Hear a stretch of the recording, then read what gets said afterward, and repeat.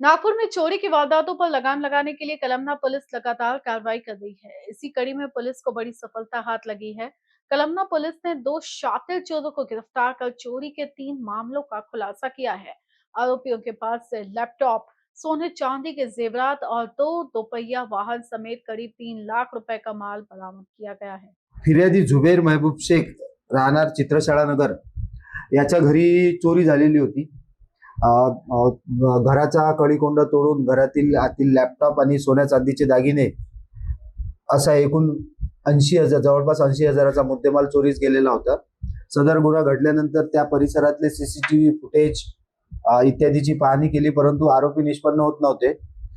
त्याकरता आमची dB API Musale साहेब यांची डीबी टीम काम करीत होती त्याच्यावर।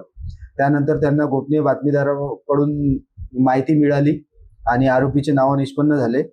त्यात आरोपी परमेश्वर पटेल आणि राहुल उईके या 2 आरोपितांना ताब्यात घेतलं।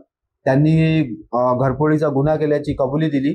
त्यांच्या ताब्यातून गुन्ह्यात चोरीस गेलेला लॅपटॉप, सोन्या चांदीचे दागिने तसेच त्यांच्याकडे 2 दुचाकी वाहने सुद्धा मिळून आली। त्या दुचाकी वाहनांचे सुद्धा पोलीस स्टेशनला गुन्हे दाखल होते। ते दुचाकी वाहने सुद्धा जप्त करून असा एकूण 1,34,200 रुपयाचा मुद्देमाल आरोपितांच्या ताब्यातून जप्त करण्यात आलेला आहे। पोलीस स्टेशन कळमनाचा 1 घरफोडीचा गुन्हा आणि 2 वाहन चोरीचे गुन्हे असे एकूण 3 गुन्हे उघडकीस आलेले आहेत। आरोपी परमेश्वर संतोष पटेल आणि राहुल अनुज उईके दोन्ही डेप्टी सिग्नल मध्ये राहणारे आहे। यांच्यावर यापूर्वी चोरीचे गुन्हे नाहीत, परंतु संशयावरून आरोपितांना ताब्यात घेतलेलं होतं। काही सीसीटीव्ही फुटेज मिळालेले होते आणि तो हुलिया त्यांच्यासोबत कंपेअर करून आरोपितांना ताब्यात घेण्यात आलेलं होतं। दैनंदिन शव गरजा पूर्ण करण्यासाठी आरोपितांनी चोरी केलेली आहे। गुन्ह्यात चोरीस गेलेला संपूर्ण मुद्देमाल जप्त करण्यात आलेला आहे।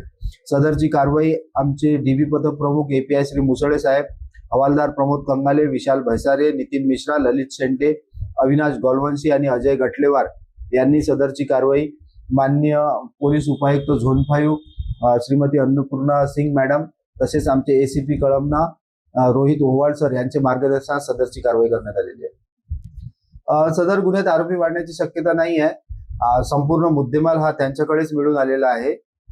त्यांचे विल्हेवाट लावण्यापूर्वीच आरोपितांना ताब्यात घेण्यात आलेलं आहे।